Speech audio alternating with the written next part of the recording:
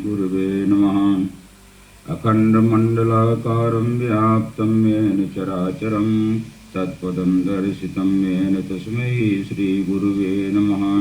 ध्यानमूलं गुरो मूर्ति पूजामूलं गुरो पदं मन्त्रमूलं गुरोर्वाक्यं मोक्षमूलं गुरो कृपा। श्रीगुरुचरणकमलेभ्यो नमः। मनोजवं मारुततुल्यवेगं जितेन्द्रियं बुद्धिमतां वरिष्ठं वातात्मजं वानरयूथमुख्यं श्रीरामदूतं शरणं प्रपद्ये। नमो हनुमते नमः।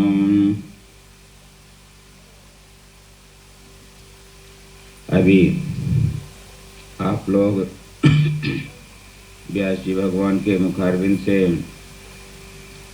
कल की कथा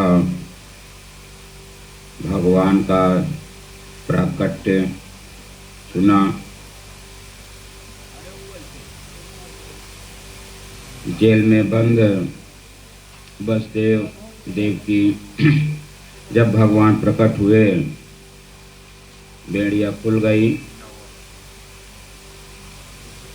नंद बाबा उन्हें ले जा करके यशोदा के पास रख करके योग माया रूपी कन्या को लेकर आए और जैसे जेल के अंदर आ जाते हैं, योग माया रुदन करने लगती है।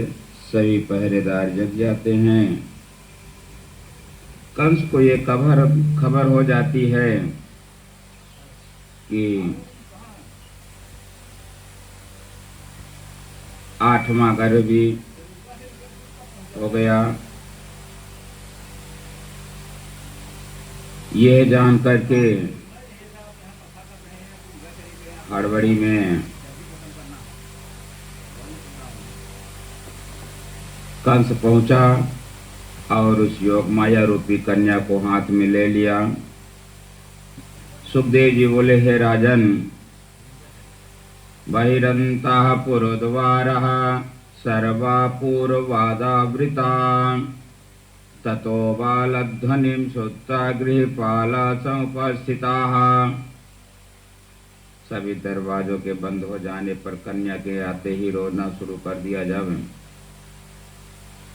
कंस उस सोतिका गृह में पहुंचा, देवकी ने बड़ी दीनता के साथ हाथ जोड़ करके कहा, भैया, ये आपकी भांजी है, ये आपकी कन्या है, ये क्या कर सकती है? कम से कम आपने 7 बच्चों का वध कर दिया, इसे तो छोड़ दो। ये आपकी पुत्र वधू के समान है, पोष्य है, इससे तुम्हारा क्या अनिष्ट हो सकेगा? इसे मत मारो। तुमने मेरे बहुत से सुंदर पुत्रों को मार डाले, इस कन्या को तो मुझे दे दो। ये कहकर वह कन्या को गोद में लेकर चिपका कर जब रोने लगी, पर किंतु वह दुरात्मा था, क्रूर कंस था।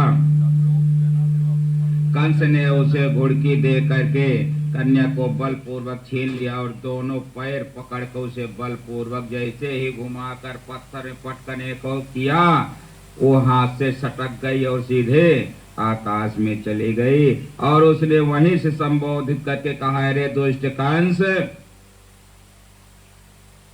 तुझे मारने वाला तो वो कहीं पैदा हो चुका है, तेरा नाश करने वाला शत्रु तो जहां कहीं पैदा हो चुका है। अब तू व्यर्थ निर्दोष बालकों को मारने की चेष्टा ना कर। यह कहकर के योग माया अदृश्य होकर के जाकर वो विंध्याचल में विराजमान हो गई। जो विंध्यवासिनी माया है, माई वहाँ विराजमान है विंध्य पर्वत में। विंध्याचल जो मिर्जापुर के पास है, वो वही 8वां गर्भ में जो के रूम में यशोदा के पास योग माया थी, वही है। योग माया ने आकाशवाणी की, तेरा नाश करने वाला शत्रु तो जहाँ कहीं पैदा हो चुका है, अब तू क्यों निर्दोष बालकों को मारने की चेष्टा न कर रहा है? यह कर योग माया दृश्य विंध्याचल आदि नाम स्थानों में नाना रूप धारण करके आप लोग विंध्याचल जाते हैं तो सिर्फ वहीं गंगा जी के पास विंध्यवासिनी मैया के दर्शन करके चले आते हैं, जो कि वहाँ एक त्रिकोणी परिक्रमा होती है। गंगा जी से शुरू करते हैं, गंगा जी का दर्शन किए, उसके बाद विंध्यवासिनी मैया का दर्शन किए, हनुमान जी महाराज करके सीधे वहाँ निकल जाते हैं काली खो।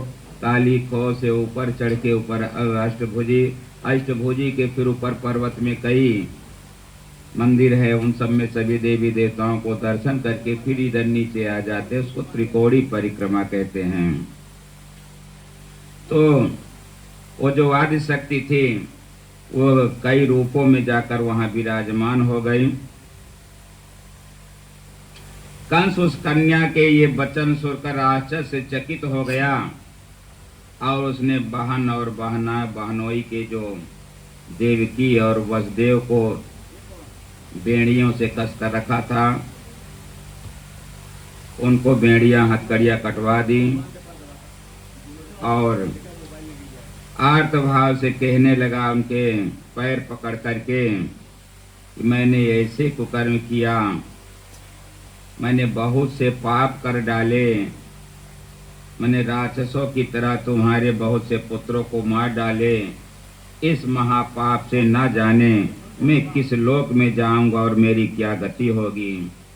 क्या कहूँ, देवता भी झूठ बोलते हैं, क्योंकि नारद जी महाराज ने उनको ऐसा भ्रमा दिया था कि 8वां बोले तो एक गोला बना करके 8 बिंदु कर दिया, बोले इधर से गिनो कौन सा 8वां होगा, बोले ये, इधर से गिनो कौन 8वां होगा ये। क्योंकि नारद जी महाराज ने कहा कि जब तक इसका पाप का घड़ा नहीं भरेगा तो जल्दी से इसको मारने वाला अवतरित नहीं होगा। इस तरह से आकाशवाणी तो हुई थी कि 8वां घर मारेगा, पर नारद जी महाराज ने ऐसे भरमा दिया कि जिधर से गिने वही 8वां आवे। अब यहाँ पर वो कंस पश्चाताप कर रहा है कि देवता भी झूठ बोलते हैं, इनके विश्वास में पड़कर मैंने ऐसे कुकर्म किए। अच्छा, अब जो होना था वह तो हो गया, अब इसके लिए शोक ना करें, कारण सभी प्राणी अपने अपने कर्मों का ही फल भोगते हैं। हो सकता है इनके भाग्य में ऐसा ही लिखा हो। ये सब सांत्वना दे रहा था कंस मारने के बाद अपनी बहन को। मानुषोचयतः सर्वः स्वकृतं विन्दते वसः। सुखदेव जी ने कहा, हे राजन, यह सुनकर देवकी का क्रोध थोड़ा शांत हो गया। कंस उनकी आज्ञा लेकर अपने राजभवन में लौट आया और वे दोनों अपने घर चले गए। रात्रि व्यतीत होते ही कंस ने प्रातः काल अपनी सभा बुलवाई और सभा बुलाकर उसने कन्या का सारा वृतांत कह सुनाया। सभा में कहा कि जब मैं उस कन्या को मारने के लिए उठाया, वो हाथ से छटक गई और ये आकाशवाणी की कि तेरे मारने वाला कहीं और पैदा हो चुका है। हे सभासदों, इस विषय में क्या विचार है, आप लोग क्या करना चाहिए? मंत्रियों ने कहा, राजेंद्र आप चिंता ना करें, 10 दिन तक के अंदर जितने भी शिशु पैदा हुए हैं हम लोग जाकर उनका सबका वध कर देते हैं। उन्हीं में से कोई एक वो भी होगा जो आपको मारने वाला है, क्योंकि जितने भी लोग हैं, चाहे देवता हो चाहे नर नारी हो, कोई भी आपका कोई कुछ बिगाड़ नहीं सकते। वे तो आपके धनुष की टंकार सुनते ही रण छोड़कर भाग जाते हैं। कुछ देवता भयभीत होकर चोटी खोलकर हाथ जोड़कर खड़े हो जाते हैं, जीवन दान की प्रार्थना करते, किंतु आप उन्हें नहीं मारते। फिर भी शत्रुओं को उपेक्षा नहीं करनी। समस्त देवताओं के मूल भोग भगवान विष्णु है और भगवान विष्णु का बल क्या है? गौ, ब्राह्मण, वेद, शास्त्र और पूजा।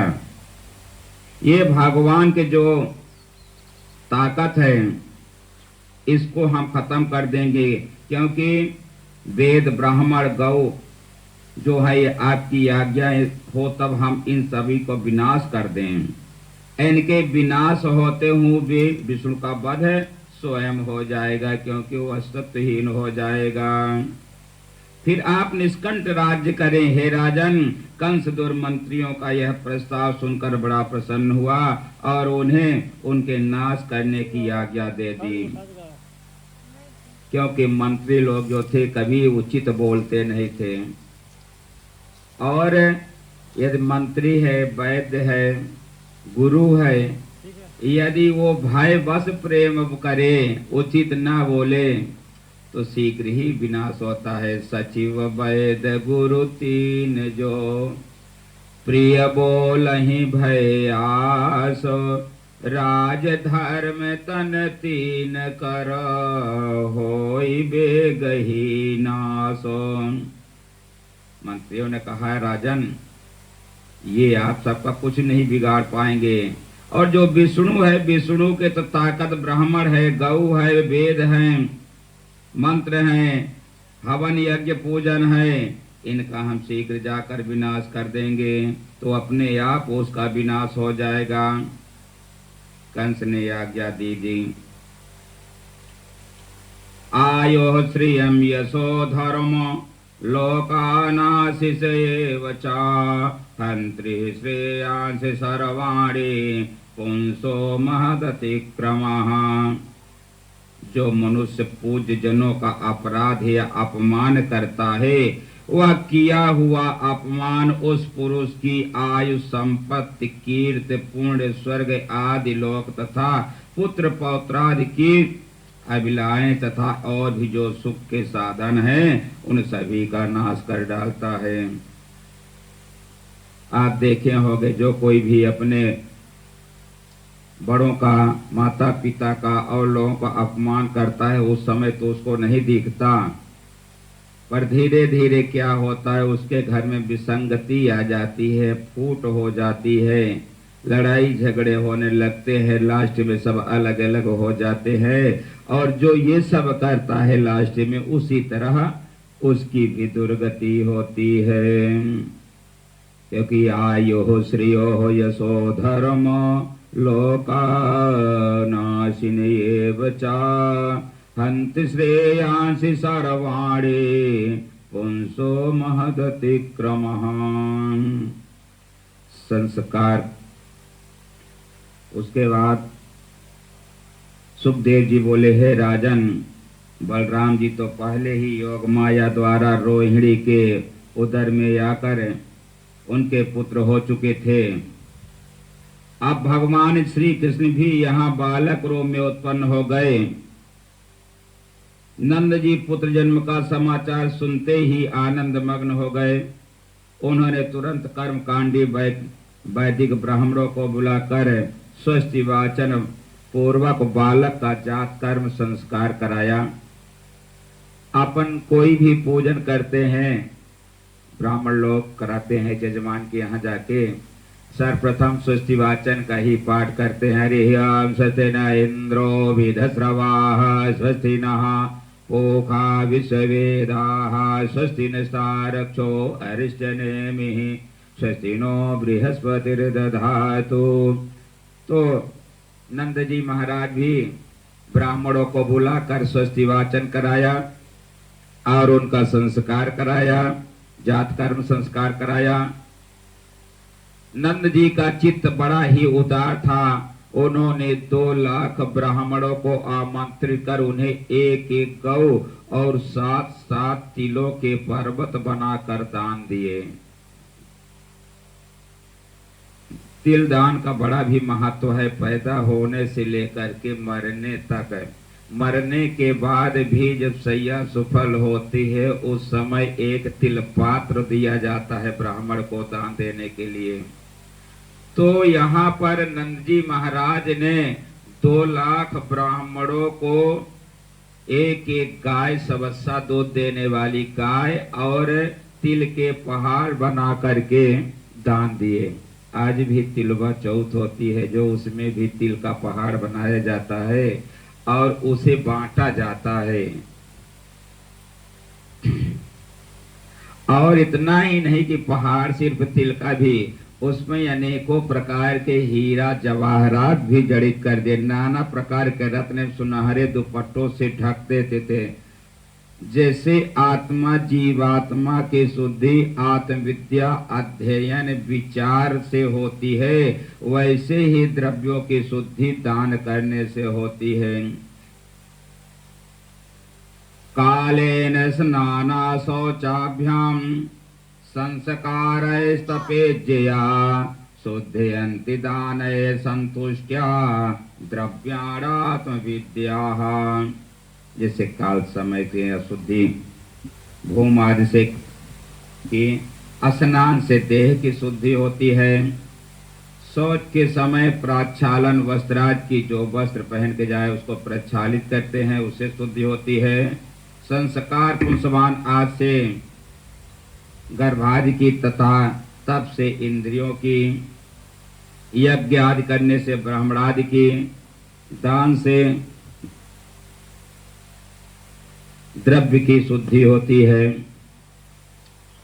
और जिस द्रव्य, यहाँ तक का लिखा है कि जिस द्रव्य का दान नहीं होता वो विष्ठा के समान हो जाता है। जैसे जिस कुएं से आप पानी ना निकाले कालांतर में पड़ा रहे तो वो जहरीला हो जाता है, अपेय हो जाता है, पीने योग्य नहीं रह जाता। यतो दानम न जाए तद्रव्यम मलवत स्मृतम।